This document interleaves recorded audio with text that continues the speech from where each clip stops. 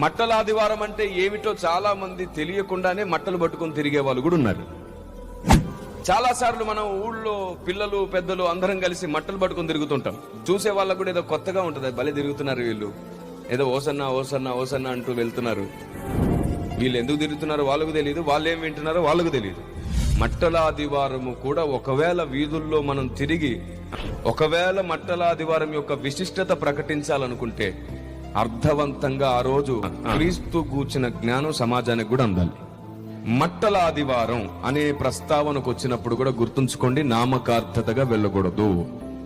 మట్టల ఆదివారం ఎందుకు జరిగింది అంటే లేఖనము నెరవేరున్నట్లు మట్టల ఆదివారం జరిగింది.